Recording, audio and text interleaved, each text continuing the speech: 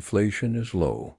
They give you numbers, charts, promises, but step outside and reality hits you in the face.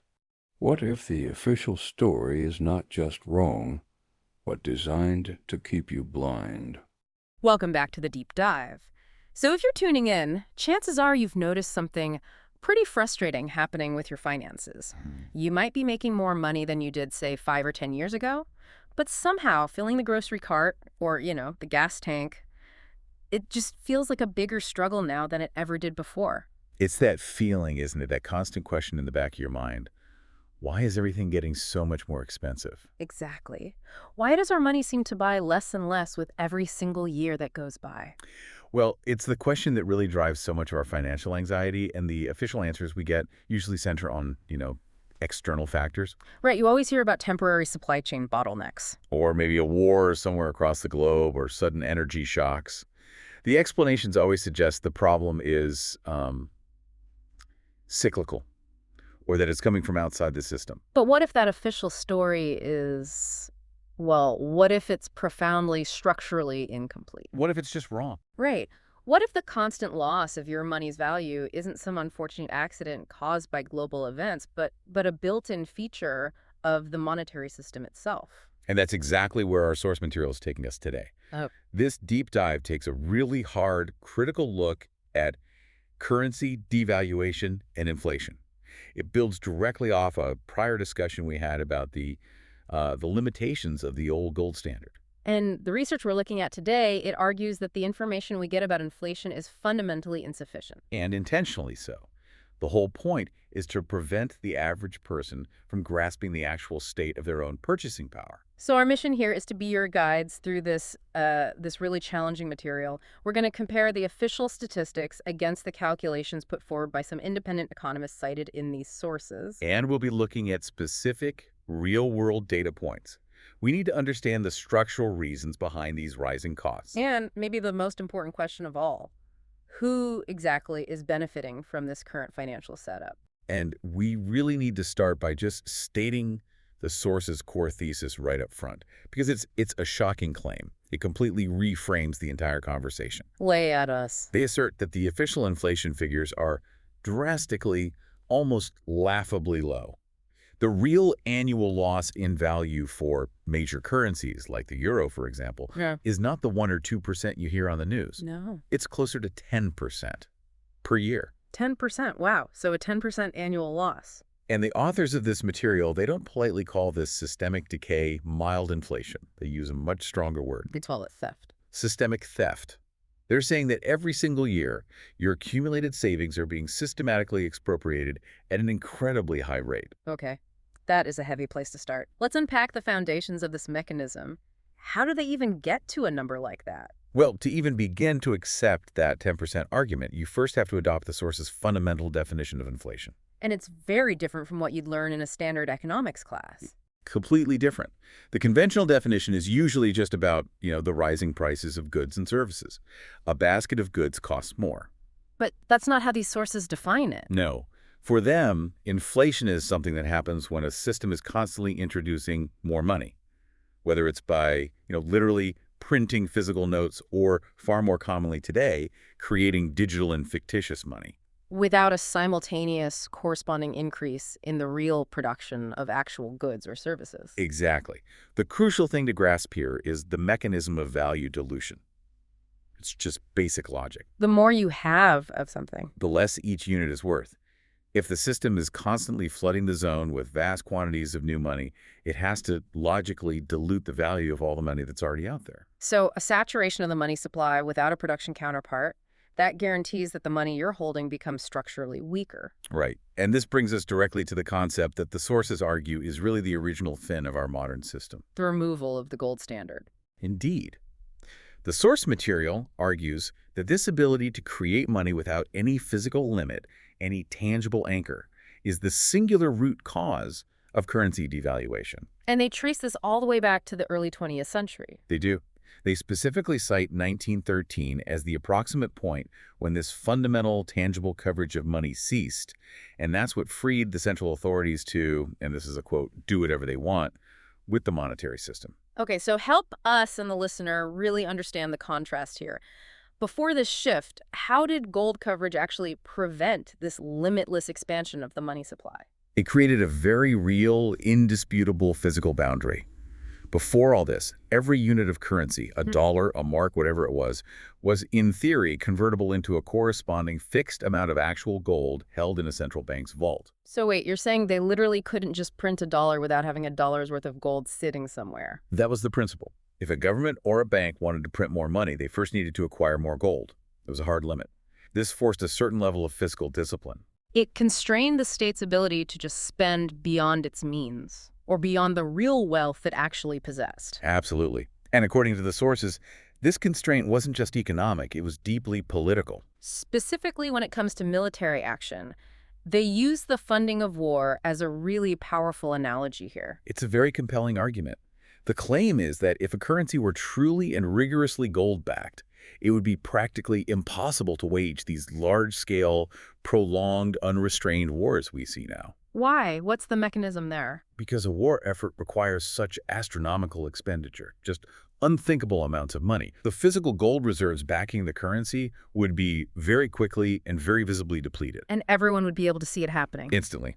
That depletion would signal extreme financial distress, forcing the conflict to either halt or be scaled down dramatically, simply due to a lack of sustainable funding. The money would physically run out. But the fiat system, the one we have now, which allows money to be created infinitely with just digital ledger entries, Right. that removes that natural break entirely. Precisely. The source argues that the current system enables unrestrained state spending on war, on massive social programs, on corporate bailouts, because the necessary money can be generated ex nihilo, Out of nothing. literally out of thin air. The state no longer needs to wait for real production or tax revenue to fund these huge initiatives. It simply issues new debt, and the central bank accommodates that by creating new money. And that creation of new money is the inflation that silently devalues all the money already in existence. Which brings us to another huge point in the material. The claim that inflation is never an accident. It's not something that just happens to the system. That's one of the strongest claims they make, isn't it? It really is. The sources state very emphatically that inflation is never a random or unfortunate market anomaly. It is the predictable, the unavoidable, and the intentional consequence of specific actions. Actions taken by commercial banks and central banks, the constant creation of new money and the issuance of new credit. Yes, it is a fundamental, integrated feature of a system that's based on uncovered debt money. It's not a bug, it's not a flaw, it's how it's designed to work. And for the average person just holding onto their currency, the unavoidable result is simple. You constantly have to run faster and faster just to stay in the same place financially. Right. And they're quite blunt about the nature of the currency itself in this context. They call uncovered money money printed without any corresponding tangible value, a senseless banknote, Inherently worthless. because it's nothing more than a piece of paper or a digital entry that's not backed by any real wealth or production.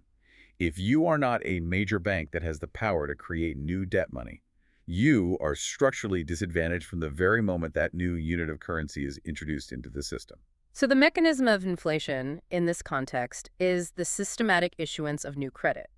This dilutes the entire pool of money held by everyone who doesn't have access to that creation point. And that really sets the stage for their dramatic calculations. So the sources move pretty quickly from the theory to the concrete numbers. They're asserting that the official figures are basically a deliberate misrepresentation of reality. They use the euro as their primary case study, and they claim that since its introduction, it has conservatively lost around 10% of its purchasing power every single year. Okay, if we accept that, a 10% annual loss, we have to completely rethink the entire concept of traditional saving. They call it the savings paradox. Because it's a profound illusion. It is. Let's walk through the specific scenario they use because it makes it so clear. Imagine you saved 100 euros back in 2001. You're being financially responsible. You put it in a traditional savings account, earning a typical modest rate of bank interest. Right.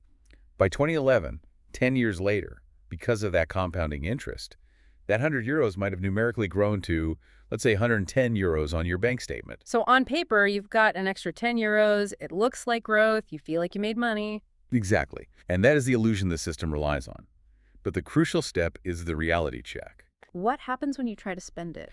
If you take those 110 euros in 2011 Yeah. and you go to the store, you actually receive much less, far less, the source insists, in terms of real goods and services than you would have been able to buy with your original 100 euros back in 2001. So the numerical increase, that extra 10 euros, it's completely negated. It's overwhelmed by the decay of the currency's actual purchasing power, the Kaufkraft. Totally wiped out. And to make this concept of decaying purchasing power really visceral and memorable for the listener, the source uses that famous potato analogy. I love this one. It's so effective because it avoids money terms entirely. It does. Just visualize 10 potatoes that you store in your cellar.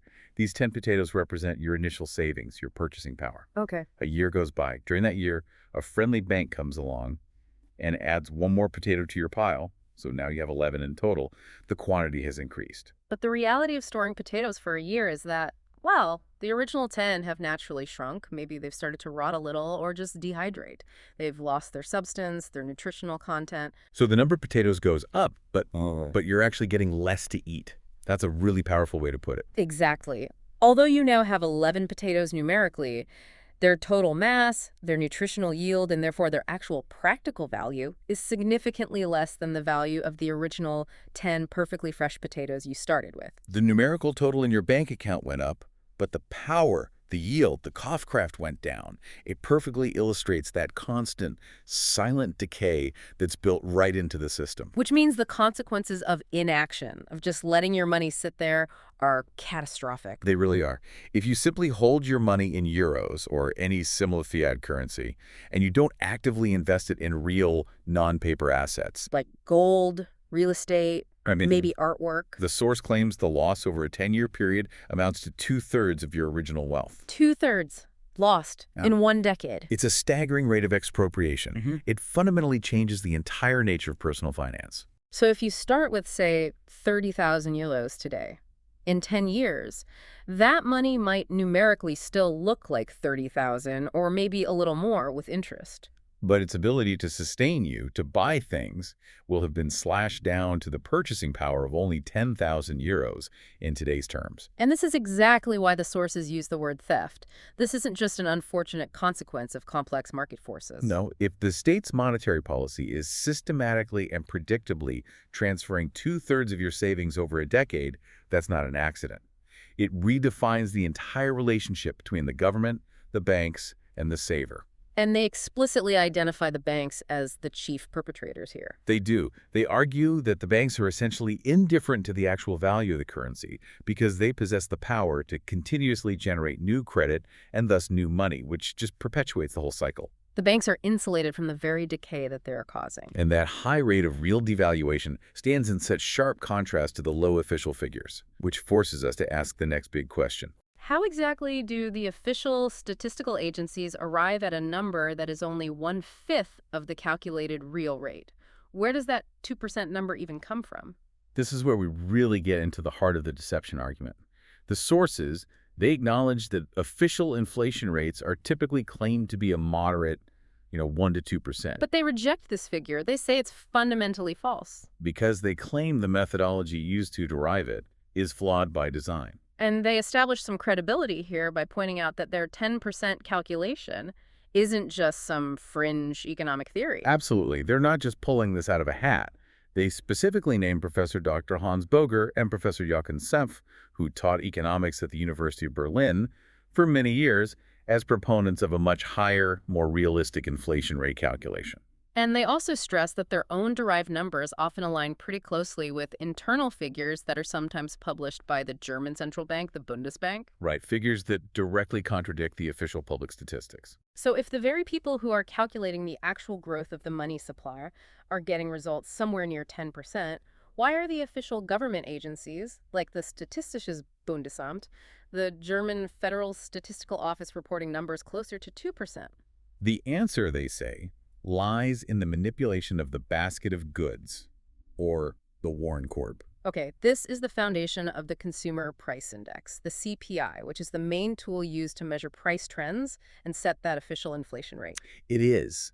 And the critique of this Warenkorb is a brilliant example of what they call statistical engineering. So what's specifically wrong with this basket of goods? What's in it? The central critique is that the statistical offices deliberately include products that actually experience deflation. That means their prices become significantly cheaper year over year. And these items are often non-essential to daily life. Exactly. But including them in the basket allows them to offset the genuinely soaring costs of the things you actually need every day. What kind of examples do they provide for these offsetting cheaper items? Well, the big one is technology. Computers, cell phones, video equipment. Also, long-distance travel, especially when they focus on older models or the more basic versions of the technology. So the cost of a basic laptop or last year's smartphone often decreases pretty dramatically within a year or two. Right. And the source argues these are not daily necessities in the same way that bread or heating oil is, yet they can be weighted heavily in the index to drag the average down. It sounds like a form of statistical sleight of hand. It is. The German Federal Statistical Office can use the falling cost of a new smartphone, which, you might replace every couple of years anyway, to mask the rapid increase in the cost of potatoes or gasoline or your rent. The things that are true daily, weekly, monthly necessities. That's the core of the argument. The sources claim that by including these technologically cheaper items, the statistical offices are able to well balance the soaring costs of critical things like energy, food, and public transport. And this deliberate balancing act allows them to, in their words, scam a moderate, low official inflation rate. And the analogy they use to drive this point home is just, it's so relevant to how we all feel as consumers. It is. The sources ask a very simple question. What real benefit does the average person get if a certain smartphone model becomes cheaper every year? Especially if that phone is going to be obsolete in a few months anyway, if the cost of your basic food staples and your fuel is constantly costing more and more. Right. The declining price of technology does absolutely nothing to alleviate the financial burden of putting dinner on the table or getting to work. But the statistical office ignores that reality when they're calculating the CPI. And this flawed methodology, they argue, is pervasive. They cite examples beyond just the Eurozone. You mentioned the U.S., right? Yes, they note the extreme example from the United States where, for a significant period, the official inflation calculations actually excluded food and fuel costs entirely. Hang on, they leave out food and fuel. How can you even call that an inflation calculation? The official reason is always that those prices are too volatile. But the source's conclusion is severe. The validity of these baskets of goods, and therefore the official inflation rates published by these bodies, is rendered equal to zero. They call the figures a complete farce. Designed to mask the real rate of monetary decay. It's no wonder, then, that consumers feel such a massive disconnect. The sources are basically saying we should trust our gut. They advocate for recognizing the felt inflation rate. That subjective perception we all share, that everything is rapidly getting more expensive. As being far more realistic than these manipulated official figures. #TagFEV, data conflicts, and real-world price spikes. 2010 examples. And to move this whole conversation beyond just a subjective feeling, the sources provide a lot of concrete, verifiable data points from the period between 2000 and 2010. And these numbers overwhelmingly substantiate their claim of rampant inflation. They completely contradict that official 1–2% narrative. Let's start with energy costs, because these spikes represent unavoidable essential expenses for basically any household. Okay, so what about energy? Well, let's look at Germany first. The cost for heating a home with natural gas, a basic necessity in that climate, it rose by 12.5% in just a single year. Wow, 12.5% in 1 year. Between 2006 and 2007. This was documented by the German Tenants Association. That 1-year jump is 6 times the claimed annual inflation rate for that period. And that's not even the worst of it. The data from Austria over a 4-year period, 2003 to 2007, that shows even more dramatic acceleration. It is a staggering list of price increases for essential heating fuels. Heating oil shot up by 74%. The 74%. Coke by 56%, natural gas 38%, and coal 48%. Now, if we consider a supposed 2% annual inflation rate, the cumulative increase over 4 years should be roughly 8.2%. Instead, we're seeing jumps that are 5, 6, even 9 times higher than that. These numbers are existential threats to a household budget. They just cannot be balanced out by a cheaper smartphone. And this inflation is felt just as acutely in food prices, which, impact the consumer every single day. The specific German data shows that basic items like bread and rolls rose 5.5% between July 2007 and June 2008. Food in general increased 6.2% during that time. And it gets worse. A little later, between 2009 and 2010, the prices for fresh fruit, vegetables, and fish saw a collective increase of 11.8%. The sources underscore that even though these are now historical figures, they establish a consistent pattern: prices for essentials climb at rates that far exceed the reported CPI. The fuel comparison is maybe the most quantifiable proof of this manipulation because it uses simple, highly visible price data across an entire decade. Let's compare the price of premium fuel or superfuel in Germany. Okay. In December of 2000, 1 liter of superfuel cost 1.95 Deutschmarks. When the currency transitioned, that was exactly €1. Okay, so a starting point of €1 per liter. Now, the official inflation rate of 2% had been correct and cumulative over the next decade. That liter of fuel should have cost only €1.24 in 2010. So €1.24 is the statistical office's claimed price point for 2010 if their numbers are accurate. But the reality on the ground was dramatically different. According to the source, 1 liter of superfuel actually cost an average of €1.41 in 2010. That's a huge difference. That's 17-cent gap per liter, which doesn't sound like a lot until you multiply it by the billions of liters sold. That's absolute evidence of a massive, verifiable divergence from the claimed inflation path. It confirms the consumer's feeling that costs are rising far, far faster than reported. And here is where the argument shifts from just observation to what they call structural proof, using what the sources call the Faust formula for inflation. This formula is simple and it's economically very robust. It is. Money supply growth Minus economic growth. equals real inflation. Okay, money supply growth minus economic growth equals real inflation. So it directly compares the expansion of money in the system to the expansion of real goods and services available to buy. And that provides a true measure of devaluation. So let's apply that formula using the 2007 data, which caused that critical conflict between Germany's monetary authority and its statistical agency. This is really the centerpiece of the source's empirical argument. In its monthly report of May 2007, the German central bank, the Bundesbank, the nation's highest monetary authority, reported that the money supply growth, using a broad measure called M3, Was a startling 14%. 14% in the first quarter of 2007. So you take that 14% and you subtract the official economic growth figure reported for that period, which was 3.1%. 14% money supply growth minus 3.1% economic growth. That yields a real inflation rate of 10.9%. Precisely. 10.9% real inflation, based on the Bundesbank's own internal figures. Now, you have to hold that number against the official inflation data published by the Statistical Federal Office in Wiesbaden for that same period. And what did they report? They reported the average annual inflation for 2007 compared to 2006 was only 2.2%. That is an astonishing discrepancy. I mean, it's not even close. The official inflation rate is only about 1/5 of the real devaluation rate calculated by the very institution that's responsible for the money supply. That divergence is far too large to be an accounting error. It's not a rounding issue. So the question the source demands we ask is highly political. Why would the Bundesbank produce numbers 10.9% that so wildly contradict the public official figures of 2.2%? And maybe more disturbingly, why did this massive high-level discrepancy go almost completely unquestioned and uninvestigated by nearly all the mainstream media outlets at the time? The source material concludes that this can only be interpreted as deliberate, coordinated misinformation. To prevent public alarm. If the highest authority on German money is quietly documenting a 10.9% rate of decay, while the public agency is reporting 2.2%, the case for intentional manipulation becomes extremely difficult to dismiss. #V, the quality trap, and the intentional deception. So if the official numbers are being manipulated, the sources argue that the deception must run even deeper than just the consumer price index. Right, we have to address what they call the quality trap. This is an often ignored factor in the devaluation calculation. The significant systemic loss of material processing quality.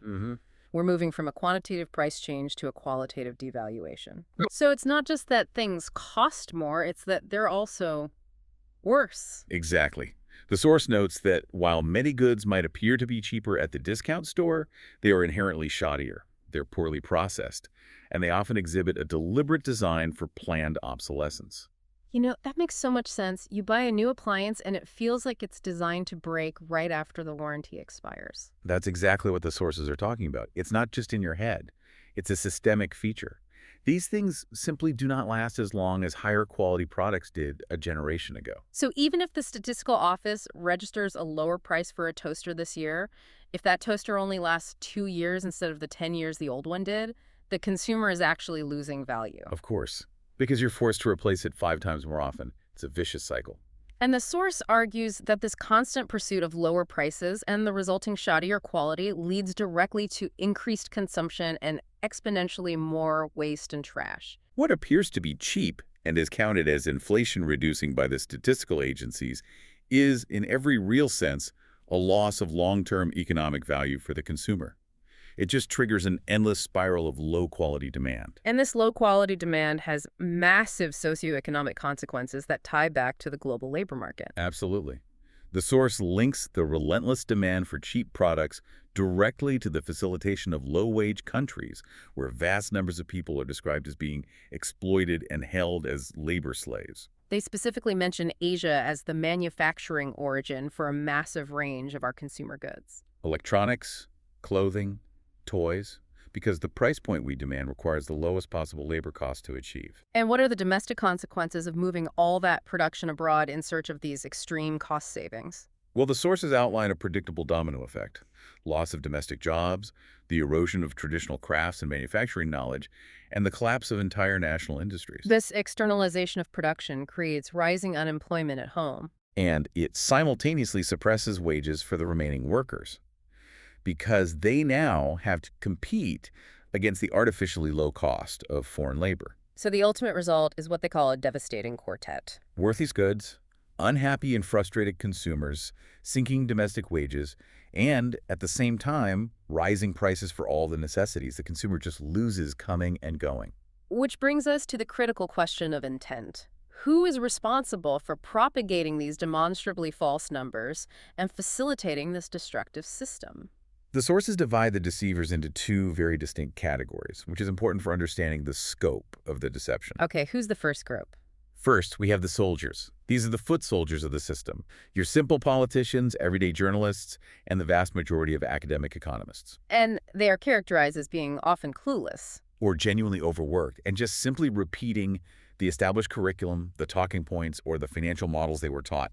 They're too overwhelmed, or maybe too trusting, to stop and critically think about the data they're disseminating. So they're ignorant of the structural deception, perhaps blissfully so. But the second group, they are the true manipulators. Okay. The sources assert that the individuals who supply the initial false numbers and those who mandate their widespread dissemination are fully aware of what they are doing. I mean, as we noted with the 10.9% versus 2.2% divergence, the statistical gaps are far too large to be accidental.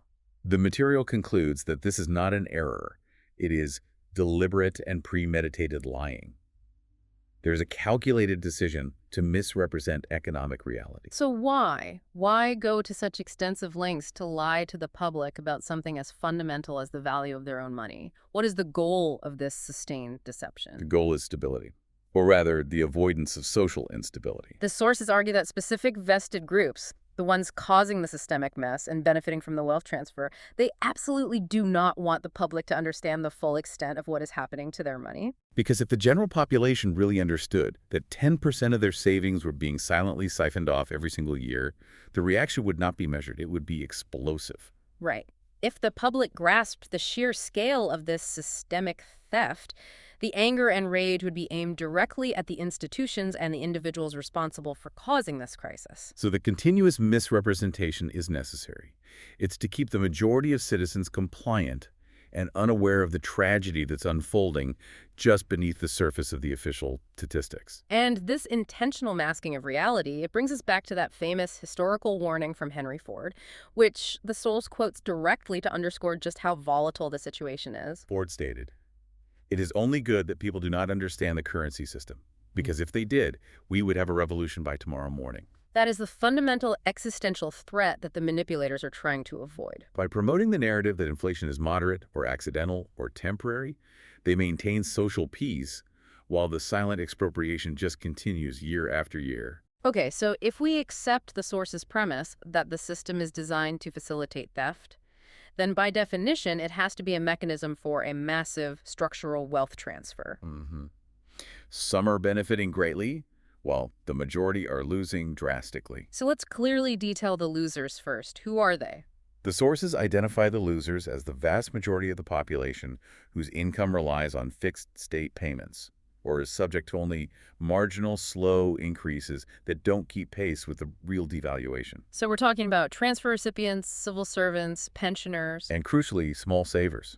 Anyone who is trying to build wealth slowly and responsibly, they are the ones whose accumulated wealth is systematically devalued by this state theft. And the winners, conversely, are those who get the new money first, right at the point of creation, before that money's value has had a chance to fully depreciate as it circulates through the economy. Precisely.